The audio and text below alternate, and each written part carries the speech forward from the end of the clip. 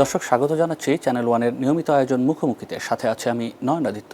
আপনারা জানেন যে নতুন সরকার গঠিত হয়েছে এবং প্রায় আড়াই মাসের সময় অতিবাহিত হয়েছে। এরই মধ্যে আমরা দেখেছি স্বাস্থ্য মন্ত্রণালয়ের যিনি দায়িত্ব নিয়েছেন তিনি সারা দেশে বিভিন্ন হাসপাতালে ঘুরে বেরিয়েছেন সময় মতো চিকিৎসকরা আসছেন কিনা সেটি দেখবার জন্য।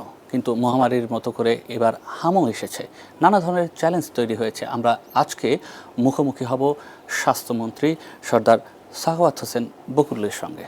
স্বাগত আপনাকে। ধন্যবাদ। কেমন আছেন আপনি? ভালো।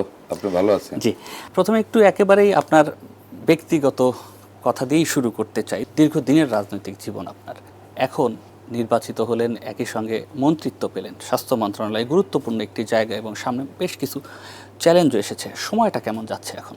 আলহামদুলিল্লাহ, আপনি বলেছেন যে আমরা বহুবিধ চাপের মুখে বর্তমানে দিন কাটাচ্ছি।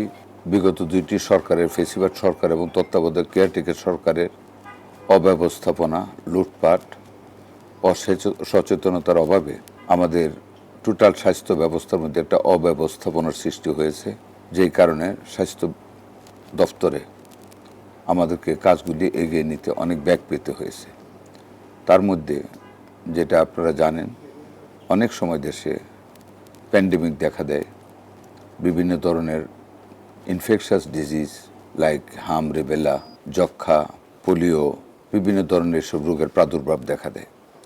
সেগুলিরও কোনো প্রিপারেশন বিগত সরকারগুলি নেয় বিদায় অনিয়মিত ভ্যাকসিনেশন কার্যক্রম করার দায়ে একটা বিরাট প্রেশার আমাদের উপর পড়েছে, হামের আক্রমণ বেড়েছে। এগুলির ভিতর দিয়ে আমি বলবো হাজার চাপ থাকা সত্ত্বেও আমরা জনগণের স্বাস্থ্য সেবাকে নিশ্চিত করার লক্ষ্যে আমাদের মাননীয় প্রধানমন্ত্রী জনাব তারেক রহমানের অবিচল প্রচেষ্টায় এবং বিচক্ষণতার ভিতরে ওনার নির্দেশ মতো ওনার সার্বক্ষণিক তত্ত্বাবধানে আমরা এটাকে এই হাম, রেবেলার এবং শর্টেজ অফ ভ্যাকসিনের যে দায়িত্বটা আমাদের উপর এসে পড়েছিল সেটাকে আমরা ওভারকাম করতে পেরেছি। যে আপনি একটা ঘোষণা দিলেন যে নির্দিষ্ট সময়ের মধ্যে চিকিৎসকদের তাদের কর্মক্ষেত্রে থাকতে হবে, ওই সময় তারা বাইরে কোনো ব্যক্তিগত যে জায়গাগুলো আছে সেখানে চিকিৎসা দিতে পারবেন। আমরা দেখলাম আপনি এই দায়ে বেশ কয়েকজনকে শোকজও করেছেন। সেটা আসলে কি ডাক্তাররা নিয়মিত হয়েছে এখন? দেখেন, বহুদিনের এই অব্যবস্থাপনাটা ডাক্তাররা ইরেগুলার ছিল বিভিন্ন কারণে। যাই হোক, সেগুলিতে আমি যেতে চাই না। তবে আমি এখানে মন্ত্রিত্বের দায়িত্ব নেওয়ার পরে আমরা দেশের বিভিন্ন জায়গায় আকস্মিক পরিদর্শন দিয়ে ডাক্তারদের মধ্যে তাদের নিয়মানুবর্তিতার প্রতি দৃষ্টি আকর্ষণ করতে সক্ষম হয়েছি। কিছু কিছু জায়গায়, যেমন মুন্সিগঞ্জে, আমরা একদিনে 3 জনকে ক্লোজ করেছি অব্যবস্থাপনার কারণে এবং অসতর্কতার কারণে। জনস্বাস্থ্য হ্যাম্পার্ড হয়েছে, ক্ষতিগ্রস্ত হয়েছে। এই দায়বদ্ধ করে আমরা ক্লোজ করেছি। বেশ কয়েকটি জায়গায় আমরা শোকজ করেছি, কেন বরখাস্ত করা হবে না সেই নির্দেশনা দিয়েছি। এখনও আমরা এটা চলমান রেখেছি। বিভিন্ন হাসপাতালের পাশে গজে ওঠা, মানে অব্যবস্থাপনার সাথে গজে ওঠা ক্লিনিক, যেগুলি মানুষের জীবন নিয়ে সিনিমিনি খেলেছে, অদূরদর্শিতার সাথে ট্রিটমেন্ট করেছে, ডাক্তার ছাড়া অন্যান্য লোক দিয়ে কাঁচা হ্যান্ড দিয়ে তারা অপারেশন করেছে। আমরা অনেকগুলি ক্লিনিক বন্ধ করেছি এবং এই কাজ আমাদের এখনও চলছে এবং চলমান থাকবে। মাননীয় প্রধানমন্ত্রীর নির্দেশনায় আমরা সারা বাংলাদেশের প্রত্যেকটা উপজেলা হেলথ কমপ্লেক্সে আর্মস সহ 10 জন করে আনসার নিয়োগের জন্য কাজ চলছে। অতি শীঘ্র সে আনসার নিয়োগ হয়ে যাবে। তাদের নিরাপত্তা এবং সরকারি হাসপাতালের মালামালের নিরাপত্তা রক্ষার্থে আমরা সেই ব্যবস্থা গ্রহণ করেছি। আপনি দায়িত্ব নেওয়ার পর আপনার একটি মন্তব্য বেশ আলোচিত হয়েছিল, ডাক্তাররা রোগীর পেছনে ঘুরবে। কি বোঝাতে চেয়েছিলেন আসলে? আসলে আই ডি নট মিন যে ডাক্তাররা হেঁটে হেঁটে রোগীর কাছে ওটা যাবে না। Doctor carried with treatment policy. ডাক্তারদের যে সেবাটা রোগীর প্রতি, সেই সেবাটা ঘরে ঘরে পৌঁছবে। অর্থাৎ রোগীরা খুব সহজে ডাক্তারের সেবাটা পাবে, ডাক্তাররা উপস্থিত থাকবেন, রোগীরা গিয়ে হাসপাতালে ডাক্তার পাবেন। এটাই মিন করেছিলাম। ওষুধের দাম নিয়ন্ত্রণ করার আসলে কোনো প্রক্রিয়া কি আছে কিনা, আমরা কিংবা এই সেক্টরে আসলে শৃঙ্খলা ফেরানোর কোনো ধরনের উদ্যোগ নেবেন কিনা? আমরা ফার্মাসিউটিক্যাল প্রডিউসারদের সাথে মিটিং করেছি। ওষুধের দাম যেভাবে ফিক্স করা আছে সেভাবে আসলে বড় বড় দোকানগুলি তো এইভাবেই বিক্রি হয়। কিছু কিছু জায়গায় অসৎ ব্যবসায়ীরা হয়তো অতিরিক্ত দাম রাখে, ওইটার জন্য আমরা মোবাইল কোর্টের ব্যবস্থা করেছি এবং প্রত্যেকটা উপজেলায়, প্রত্যেকটা জেলায় জেলা প্রশাসক, সিভিল সার্জন সহ মানে প্রত্যেকটা দোকানে যাওয়া হচ্ছে, নকল ভেজাল ওষুধ আছে কিনা সেটা দেখা হচ্ছে, জরিমানা করা হচ্ছে। এতে একটা হুমকি সৃষ্টি হচ্ছে, একটা ভীতির সৃষ্টি হচ্ছে। আশা করি বহুদিনের পুঞ্জীভূত এই সমস্যা, এই দুর্নীতি ওষুধ ব্যবসায়, আমরা আশা করি এটা বন্ধ হবে এবং বড় বড় ফার্মাসিউটিক্যাল ইন্ডাস্ট্রিজগুলি আমাদের সাথে একাত্মতা ঘোষণা করে সেই কাজটি যাতে সুন্দরভাবে পরিচালিত হয়, জনগণ যাতে ন্যায্য মূল্যে, নির্ধারিত মূল্যে যাতে জনগণ ওষুধ পায়, ওইটার জন্য আমাদের প্রচেষ্টা চলমান এবং আশা করি এটা জনগণের দুয়ারে আমরা সঠিক মূল্যে ওষুধ পৌঁছাতে স্যার, পারব। এই অভিযোগটা দীর্ঘদিনে যে ডক্টররা বিভিন্ন ওষুধ কোম্পানি কিংবা ডায়াগনস্টিক সেন্টারের কমিশনের সাথে যুক্ত থাকেন, নির্দিষ্ট একটি কোম্পানির ওষুধ লিখে দেন কিংবা নির্দিষ্ট একটি ডায়াগনস্টিক সেন্টারে টেস্টের জন্য বারবার রোগীদের সাজেস্ট করেন কিংবা অনেক অনেক ক্ষেত্রে ওই জায়গায় ডায়াগনস্টিক সেন্টারে না গেলে রোগীদের সঙ্গে দুর্ব্যবহার করা হয় কিংবা রিপোর্টও নেওয়া হয় না। এটি কি নিয়ন্ত্রণ করা আপনার পক্ষে কতটুকু কঠিন হবে বলে মনে হয়? আপনিও শুনেছেন, আমরা এটা শুনেছি, তবে আমরা কাউকে দায়বদ্ধ করতে চাই না, এদেরকে নিয়ে আমাদের কাজ করতে হবে। তবে আমরা মোটিভেট করতে সচেষ্ট আছি এবং আমি আশা করি আমরা অনেকটা মোটিভেট করতে সার্থক হয়েছি। ডাক্তারদেরকে আমরা বিভিন্নভাবে বলেছি, এই জিনিসটা অনেকটা কমে এসেছে। এখন আর আগের মতন যে রুগী গেলেই ক্লিনিকে পাঠিয়ে দেওয়া, এটা অনেকটা কমে আসছে। নাম্বার 2, আমরা যেই দালালরা এই কাজগুলি করে সেই দালালদেরকে গ্রেফতারের একটা অভিযান কিন্তু কন্টিনিউয়াসলি চলছে। 2-3 দিন আগেও কিন্তু ঢাকা মেডিকেল কলেজে অনেকজন অ্যারেস্ট হয়েছে, সোহরাওয়ার্দী হাসপাতালে অ্যারেস্ট হয়েছে, নরসিংদীতে অ্যারেস্ট হয়েছে। বিভিন্ন জায়গায় কিন্তু আমাদের ইন্টেলিজেন্ট ফোর্স যেগুলি আছে, র্যাব, NSI, DGFI, তারা কিন্তু সমন্বিতভাবে ঘেরাও দিয়ে দালালদের গ্রেফতার করা হচ্ছে যাতে করে এই ধরনের কাজগুলি না করতে পারে। ক্লিনিকগুলিতে যে রেফার করা, এটার জন্য আমরা বিভিন্ন ক্লিনিকগুলিকে আমরা কিন্তু চাপে রেখেছি। তো আমরা ভিজিট দিচ্ছি, অকস্মাৎ ডিসি সাহেবরা দিচ্ছেন, সিভিল সার্জন দিচ্ছেন, আমরা মন্ত্রণালয় থেকে দিচ্ছি। এতে কিছু না কিছু উপকার হচ্ছে, কমে আসতেছে। Over the night to night এতদিনের পুঞ্জীভূত এই সমস্যাগুলিকে তো দূর করা সম্ভব হবে না, আমরা মাত্র 2.5 মাস।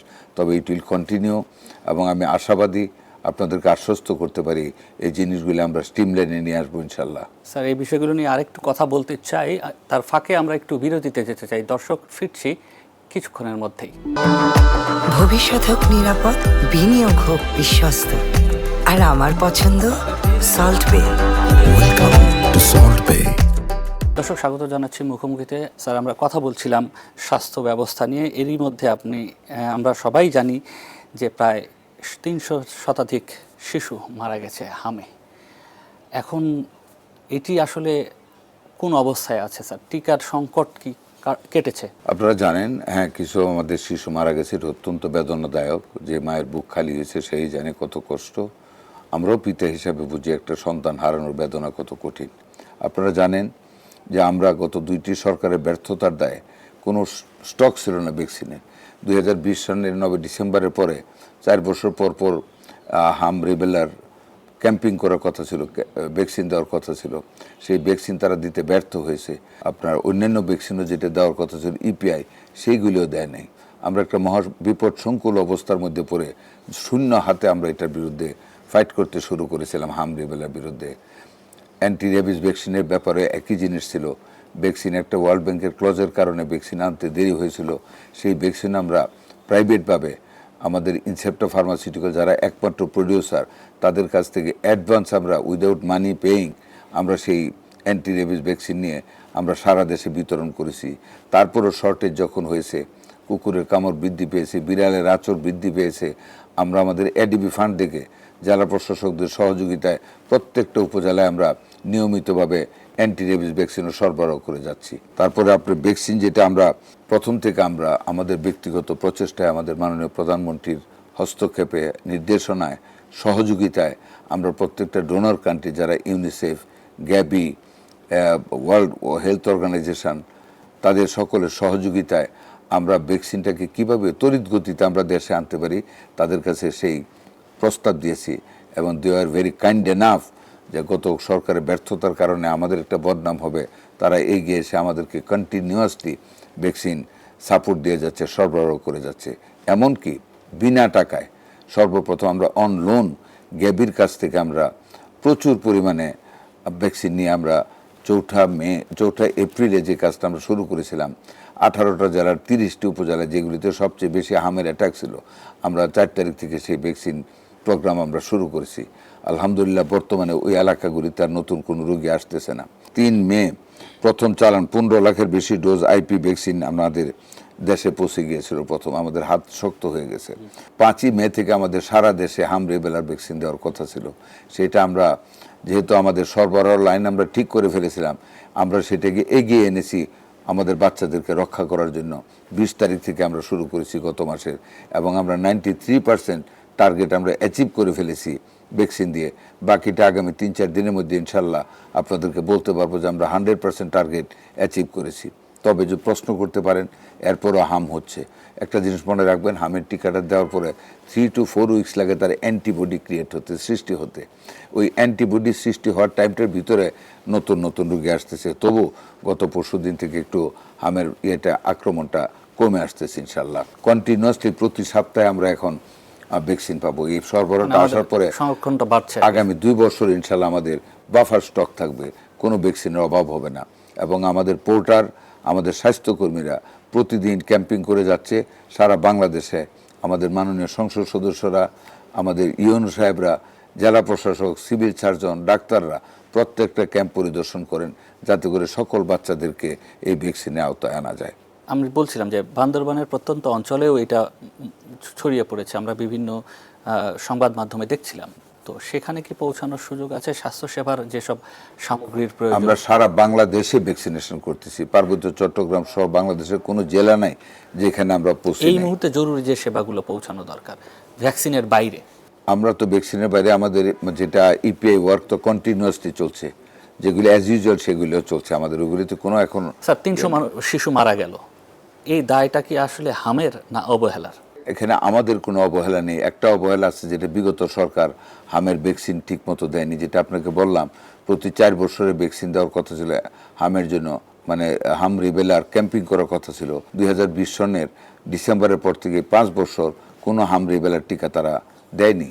That was the reason for this attack, এবং যেই কারণে দুর্ভাগ্যবশত আমাদের মায়েদের বুক। টিকার সংকট সমাধানের কথা আপনি বলছিলেন, কিন্তু এরই মধ্যে আমরা দেখেছি যে জলাতঙ্কের টিকাও এসে গেছে, যদিও আপনি বলেছেন। তারপরও আমরা গত কিছুদিন আগে দেখেছিলাম যে মুন্সিগঞ্জে চিকিৎসক কিংবা চিকিৎসা কর্মীকে এই বিবিসি বাংলাকে একটি সাক্ষাৎকার দেবার কারণে তাকে শোকজ করার নির্দেশনা দেওয়া হয়েছে। আপনি জানেন যে এই ভিডিওটা দেখার সাথে সাথে without taking my lunch I rush to Munshiganj, এবং আমি গিয়ে সেখানে 33টা ভায়ার পেয়েছি, অলরেডি আছে, অ্যান্টিভেনমও আছে। এবং সে তার বক্তব্যটা কী ছিল যে আমাকে রেশনিং করতে হবে, আমি সবাইকে দিয়ে পারবো না। একটা গভর্নমেন্ট অফিসার এরকম বলতে পারে? তার হাতে যেখানে মানে অ্যান্টিভেনমও আছে, তার হাতে আমার মিজেলের টিকাও রয়ে গেছে, একটা ভায়ালে 4 জনকে দেওয়া যায়, সেই হিসেবে আরও 120 জনকে দেওয়া যেত।